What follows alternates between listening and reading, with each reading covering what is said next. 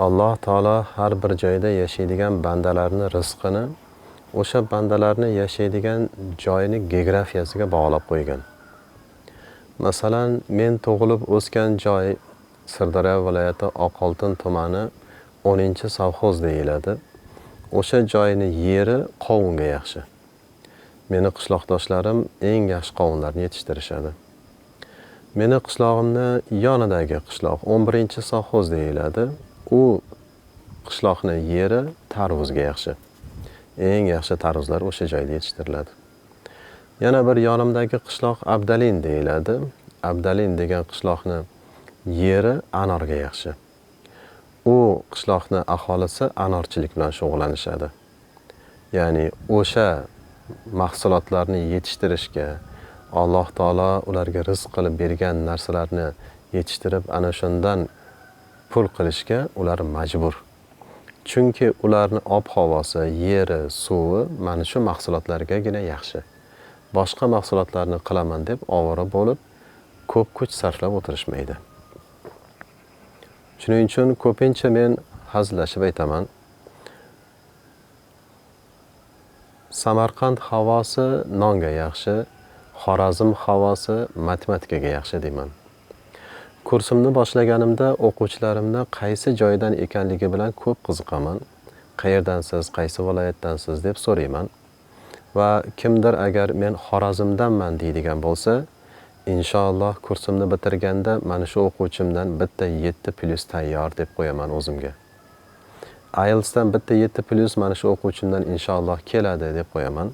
Chunki xorazmliklar tug'ma matematiklar. Ularda Al-Xorazmiy bobomizni qoni oqayapti. Va kimki matematikada yaxshi bo'ladigan bo'lsa, qolgan ilmlarda ham yaxshi.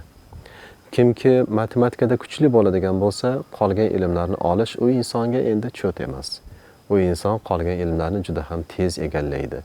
Bo'lib ham ingliz tilini.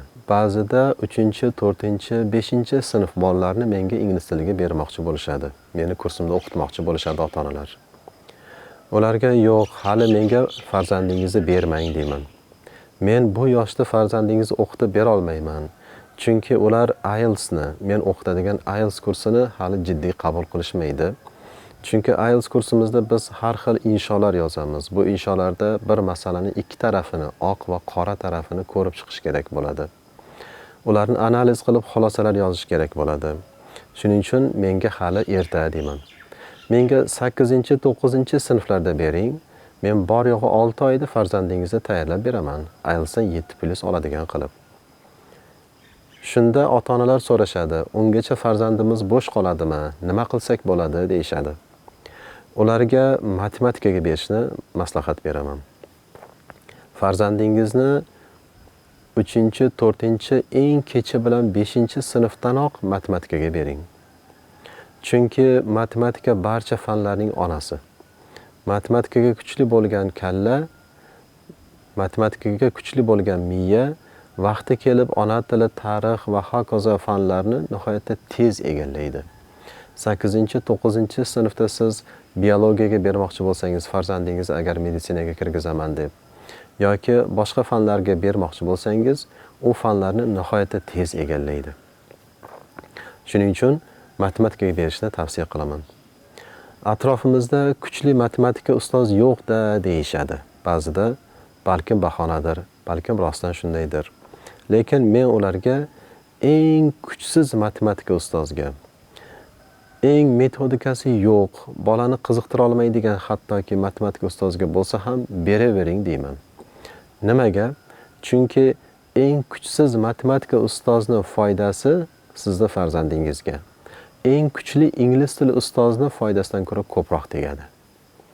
Chunki matematika miyani charxlab beradi, matematika miyani kuchaytirib beradi.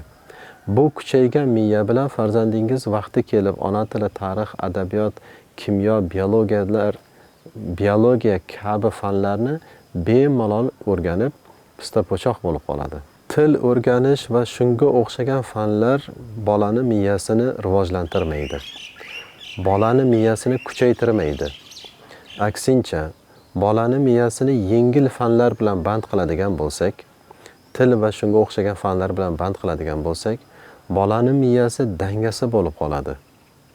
Va 8-9 sinfga kelganda siz qaysidir fanga, masalan, biologiya, kimyo, matematika kabi aniq fanlarga siz farzandingizni berib, repetitorga berib, uni universitetga tayyorlamoqchi bo'lsangiz, uni miyasi endi qabul qila olmaydi. Chunki bolani miyasi dangasa bo'lib bo'ldi va endi u og'ir narsani, og'ir ishni qilgisi kelmaydi. Yaxshiyamki universitetga kirish degan narsa bor. Agar universitetga kirish degan narsa bo'lmaganda, ehtimol farzandlarimizni ana shu bitirish sinflarida, 9-10 sinflarda ham balki fanlarga yo'naltirmagan bo'lardik. Bir xor bo'lgan joy bir zo'r bo'ladi yoki aksincha. Bir zo'r bo'lgan joy vaqti keladi, bir xor bo'ladi. Masalan, vaqtida Chingiziylar davrida, Chingizxon davrida Mo'g'uliston qanchalar zo'r bo'lgan edi. Lekin vaqti keldi, hozirgi kunda Mo'g'uliston hech bir sohada peshqadam emas. Aholisi ham bor yo'g'i 3,5 million, hattoki 4 millionga ham yetmaydi. Xuddi shunday inson ham bir xor bo'lsa, bir zo'r bo'ladi. Bir zo'r bo'lsa, vaqti kelib bir xor bo'ladi. Shuning uchun hech qachon umidni uzmang. Bizni avlodimizdan ilmlilar chiqmagan, bizni avlodimizdan olimlar, zo'r insonlar chiqmagan, liderlar chiqmagan deb siz umidsizlikka tushmang. Balki mana shu olimlar chiqmagan bir sulolani siz buzarsiz. Balkim sizni farzandingizdan boshlab ulamolar sulolasi boshlanib ketar. Shuning uchun bugundan boshlab matematika ustoz qidiring. Matematika ustoz qidiring, uni vaqtini toping, iltimos qiling, uni ish haqini kelishing, farzandingizga yaxshilab tayinlang. Biz matematikani o'rganishdan ilm o'rganishni boshlaymiz deb qattiq qulog'iga uqtiring. Balki pulim yetmaydi-ku, pulim ro'zg'orimdan ortmaydi-ku dersiz. Xavotir chekmang. Shu vaqtgacha ham bu pulni siz topmayotgan edingiz, bundan keyin ham siz topmaysiz. Ilmga sarflanadigan pulni Alloh taoloni o'zi yetkazadi. Zero Rasulimiz sollallohu alayhi vasallam aytganlar: Allohga qasamki, ilm yo'lida sarflangan pulni Alloh o'rnini to'ldiradi deganlar. Siz ilm yo'lida pulni sarflab, hattoki pul ham ishlab olishingiz mumkin. Chunki Alloh taolo biringa 10 beraman degan. Ilmga sarflangan pulni Alloh taolo kamida 10 qilib qaytaradi. Lekin tolibi ilmga biriga 9000 degan va'da ham bor. Biriga 10 qayda-yu, biriga 9000 qayda. Siz oddiy sponsorlik qilmayapsiz. Siz tolibi ilmga sponsorlik qilyapsiz. Qaysiki eng ko'p savob va'da qilingan. 3 yil oldin farzandlarimni bir xususiy maktabga berdim. U xususiy maktab 1-yil talablarimga nihoyatda yaxshi javob berdi. Farzandlarim juda yaxshi o'qishdi. Sharoitlari nihoyatda zo'r edi. Lekin 2-yil u maktabni, xususiy maktabni ta'sischilari o'rtasida janjal, talash chiqdi. Va ulardan bittasi ajralib chiqib, boshqa xususiy maktabni ochdi. Shunda bir kun janjal bo'lgan uyda 40 kun baraka qochadi degan naql bor dono xalqimizda. Va u yerda ham baraka qochdi. Ham ilm sohasida, ham ijtimoiy masalalarda, ham o'quvchilarning turish yurishida, ham ustozlarning dars berishida, muomalasida hamma tomondan baraka qochdi. Va men kontraktni buzishga majbur bo'ldim. Va u maktab firibgarlik yo'liga o'tdi va 64 millionimni qaytarib berishmadi. Va qolgan 64 million so'mimni qaytarib berishmadi. Uni sud orqali ham qaytarib ola olmadim. Lekin oradan bir muddat o'tdi. Bosh farzandim xalqaro universitetga o'qishga kirdi.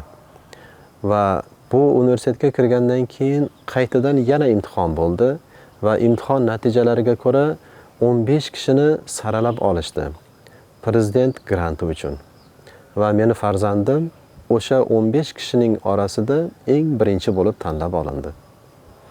Yiliga 16 milliondan to'lov edi. Men allaqachon 4 millionni to'lab ham qo'ygan edim. Lekin 16 milliondan 4 yillik 64 millionni prezidentimiz to'lab berdilar. men bu puldan kattaroq miqdorni ham to'lashga qodir edim. Hattoki 100 million bo'lsa ham to'lashga qodir edim. Va bunga rozi ham edim, to'lovni boshlab ham bo'lgan edim.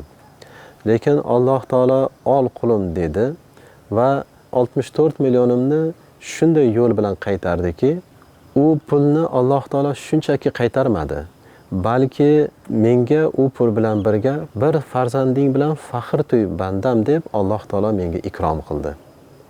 Bu hali bitta farzandimdan qaytgani. Suyukli payg'ambarimiz sollallohu alayhi va sallamni o'gitlari, pand nasihatlari, aytgan so'zlari har on, har daqiqa hayotimizda o'z aksini topadi. Mo'jizalar har kuni, har soniyada sodir bo'ladi. Lekin bularni ko'radigan ochiq ko'z kerak, ochiq qalb kerak. Qaysi davlatda ilmga kuchli e'tibor bo'layotgan bo'lsa, ana o'sha davlatning iqtisodi ham rivojlanyapti. Masalan, Koreya. Koreyada ilmga bo'lgan e'tibor shunchalar kuchliki, hattoki u davlatda bir kun mavjud. U kunning nomi Tinchlik kuni deb ataladi. Tinchlik kunida butun davlat miqyosida, butun davlat bo'ylab universitetlarga topshirish, imtihon topshirish kuni bo'lar ekan. Bu kunda ofislar, davlat korxonalari birortasi faoliyat yuritmas ekan. Hattoki reyslar, avia reyslar faoliyatini to'xtatar ekan. Maqsad o'quvchilar ana o'sha kunda shovqin surondan stressga tushmasin. Ana o'sha kunda ularni bor bilimlari, ilmlari ro'yobga chiqsin va imtihonni yaxshi topshirib olishsin. Ana o'sha kunda transport, ichki transport hattoki ishlamas ekan. Faqat va faqat abituriyentlarni o'qish joyiga olib borib qo'yish uchungina ishlar ekan. O'sha kunda birdan bir qilinadigan narsa, birdan bir qilinadigan sa'y-harakat faqat abituriyentlarni universitetga o'qishga topshiradiganlarni o'qishga topshirtirib olish ekan. Ota-onalar, ilmiy muassasalar, rahbariyat hammasini fikr-u zikri farzandlarni universitetga topshirtirib imtihondan o'tib olish. Bir kun keyin o'qishga kirganlarni ro'yxati e'lon qilinar ekan. O'qishga kirganlarni ro'yxati e'lon qilingandan bir kun o'tib esa o'z joniga qasd qilganlarni ro'yxati ham e'lon qilinar ekan. Albatta bu yomon. Lekin bu yerda aytilmoqchi bo'lgan narsa shuki, Koreys xalqi ilmsiz hayot yo'qligi, ilm olmaydigan bo'lsa hayoti chiroyli, go'zal bo'lmasligini tushunib yetishgan. Va o'qishga kirmaydigan bo'lsa hayoti ham o'zi xohlaganday bo'lmasligini ular allaqachon tushunib yetishgan. Yapon xalqi ham xuddi shunday. Yoshlar tarbiyasiga, farzand tarbiyasiga nihoyatda katta e'tibor berishadi. Yapon maktablarida tushlikka chiqqanda maktab o'qituvchilariga o'quvchilardan yarim soat oldin tushlik berilar ekan. Maktab oshxonasida tayyorlangan tushlik o'qituvchilarga o'quvchilardan yarim soat oldin berilar ekan. Balki bu o'qituvchilarga, ustozlarga bo'lgan hurmat yuzasidandir deb o'ylarsiz, lekin adashasiz. Bu xavfsizlik nuqtai nazaridan ekan. Agar ovqatda biron achish, buzilish ro'y bergan bo'lsa, buni ustozlar aniqlab oladi. Kattalar achigan narsani tez bilishadi, tez payqashadi deb avval ustozlarni ovqatlantirishar ekan. Agar qaysidir ustoz, qaysidir ovqatda nojo'ya ta'm, nojo'ya hidni sezadigan bo'lsa, darhol u ustoz ogohlantirar ekan va u ovqatni farzandlarga berishmas ekan. Maqsad millatning farzandlarini asrab avaylash. Maqsad ularga zarar yetib qolmasin. Yoshligimda sport bilan shug'ullanishimga sabab bo'lgan bir kitob bor. Nairi Zaryanni Dovud Sosuniy degan kitobi. Bu kitobni o'qiganimda Sanosar, Bagdasar, Migir, Dovud Sosuniy, Kichik Migir degan qahramonlar, obrazlar. Ularni o'qiganimda ularni qanchalik pahlavon bo'lganligi, qanchalik botir, qanchalik kuchli bo'lganligi, gavdasi qanchalik katta bo'lganligini o'qiganimdan keyin sport bilan shug'ullanganman. Meni sport bilan shug'ullanishimga motivatsiya bo'lgan kitob mana shu. Bular Armanistondan chiqqan afsonaviy obrazlar. Va hozir ham hattoki bu avlod Armanistondan sport sohasida, kurash sohasida nihoyatda nomdor, nomi dunyoga mashhur bo'lgan insonlar chiqib kelmoqda. Aytmoqchi bo'lganim shuki, bola kichik yoshdagilar juda ham ta'sirchan yoshda. Ularni qaysi tomonga bursangiz, o'sha tomonga ketaverishadi. Agar siz farzandingizga sen cho'pon bo'lsang zo'r bo'lasan desangiz, u cho'pon bo'lishga harakat qiladi. Lekin agar siz farzandingizni ilmga yo'naltiradigan bo'lsangiz, ilmda kuchayib ketaveradi. Farzandingizni yoshligidan 3-4-5-sinfligidan matematikaga kuchaytiradigan bo'lsangiz, keyin yoshi kattarganda IELTSga o'xshagan oddiy fanlardan, sodda fanlardan bemalol 8-9 oladigan darajada ilmni egallay oladi. Chunki uni miyasi kuchaydi, uni miyasini muskullari kuchaydi. Miyani ham o'zini muskullari bor. Agar matematikada qiyin fan bilan miya shug'ullanaveradigan bo'lsa, u muskullari kuchaygan kachokka aylanadi. Va bu fan uchun endi boshqa fanlar pista po'choq bo'lib qoladi. Mayli qiynalar. Farzandingiz kuniga 1 soat, 1,5 soatdan matematika bilan shug'ullanib, u sizga nolishi mumkin, qiynalishi mumkin, har xil shikoyatlar qilishi mumkin, yoqtirmasligi mumkin. Lekin ma'lum muddat o'tadi. Uzog'i bilan 3 oy o'tar, 4 oy o'tar, farzand endi kuchayishni boshlaydi. Miya nagruzkani, unga beriladigan yuklamani qabul qilishni boshlaydi. Miya ochilishni boshlaydi. Oldidan tosh chiqsa kamirib o'tadigan darajada kuchayadi. Hattoki farzandni axloqida o'zgarishlar yuz berishni boshlaydi. Siz farzandingizga avval ish buyurganingizda uf tortgan bo'lsa, endi siz farzandingizga ish buyurganingizda u sakrab o'rnidan turib, labbay otajon, labbay onajon deb oldingizga kelib, har bir qiladigan, har bir aytadigan, buyuradigan ishingizga hozir va nozir bo'lib turadigan bo'lib qoladi. Aslida Yaponiya va Koreyadagi kabi ilm ahllari boy yashaydigan bo'lsa, ilm ahllari, ilmli olim insonlar zo'r yashaydigan bo'lsa, biz farzandlarimizga ilmga motivatsiya berib o'tirishimizga ham hojat qolmaydi. Lekin bugungi kunda jamiyatimizda ilm ahllarini holati, ularni yashash darajasi havas qilarli darajada emas. Ularni kazo mashinalari, katta hashamatli uylari yo'q. Ko'pchiligi ijarada yashashga ham majbur, hattoki professor domla bo'lishiga qaramasdan. Ko'pgina ilmiy salohiyatli nihoyatda kuchli bo'lgan insonlar moliyaviy masalalarda qiynalishyapti, oqsashyapti. Brain drain deyiladi bu jarayon. Ilmiy tilda bu jarayonga brain drain deb nomlanadi. Brain miya degani, drain kovlab olish degani, sug'urib olish. Ya'ni bir inson bir kashfiyot qildi, uni kashfiyotini amalga oshiradigan salohiyatga ega emas o'sha davlat. Uni kashfiyotini amalga oshiradigan darajada emas, kuchli emas. Unga pul tikilmayapti. Hay barakalla, zo'r ish qilibsan, kel seni kashfiyotingni amalga oshiramiz deydigan biron bir tashkilot, biron bir davlat muassasasi yo'q. Demak, u inson bir umr kashfiyotini amalga oshirmasdan o'tib ketmaydi-ku. U inson endi kashfiyotini amalga oshirishga qodir bo'lgan davlatlarni qidiradi. O'zini kashfiyotini taqdim qiladi va u davlatlar taklif qiladigan pul evaziga o'sha davlatga ketishga majbur bo'ladi. Chunki u inson o'zini kashfiyotini amalga tatbiq qilinishini ko'rishni xohlaydi. Pul jihatdan ham tashqari, pul jihati balkim muhimdir, lekin undan ham muhimi o'sha inson o'zini kashfiyotini amalga tatbiq qilinganini ko'rishni xohlayapti. Va o'z navbatida aqlli insonlar boy davlatlarga mana shu tarzda ketishni boshlashadi. Bunda miya kovlab olingan bo'ladi. Ya'ni aql joylashgan kallalar boy davlatlarga ketadi va kambag'al davlatlarda, ilmga e'tibor berilmaydigan davlatlarda faqat quruq tanalarni, jasadlarni, jismlarni o'zigina qoladi. Mana shuni nomini brain drain deyiladi. Miyani kovlab olish. Ilm ahlini boyligi boshqalarga dars. Ilmli olim insonlar boy yashasa yarashadi. Ular hashamatli uylar, kazo mashinalarda yurishsa yarashadi. Chunki ularni ko'rib yoshlar motivatsiya oladi. Ularni ko'rib jamiyat ruhlanadi. Sen ham o'qisang farzandim, mana shu insonga o'xshagan zo'r hayotni yashaysan degan narsani farzandlariga uqtirishadi va insonlar ilmli olim bo'lishga harakat qilishadi. Gap Xorazm havosidan boshlangan edi.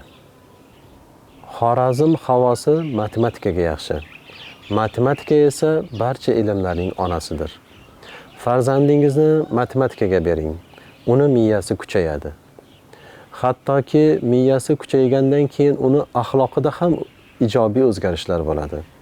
Labbay otajon, labbay onajon deydigan darajada kuchli bo'ladi. Matematikaga bering farzandingizni. Chunki vaqti kelib u farzandingizni menga berganingizda, matematikani 4-5 yil o'qigan farzandingizni, miyasi kuchaygan farzandingizni menga berganingizda, men bor yo'g'i 6 oyda uni IELTSdan 7-8 oladigan darajada kuchli qilib tayyorlab bera olaman. Chunki uni miyasi endi IELTSga o'xshagan oddiy, sodda fanlarni juda ham tez qabul qiladi va oson qabul qiladi. Farzandingizni matematikaga bering.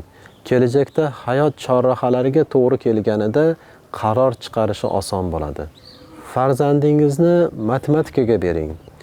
Chunki matematikani o'qigan inson hayot chorrahalarida hech ham qoqilmaydi. U inson hayot zarbalaridan cho'chimaydi, qo'rqmaydi.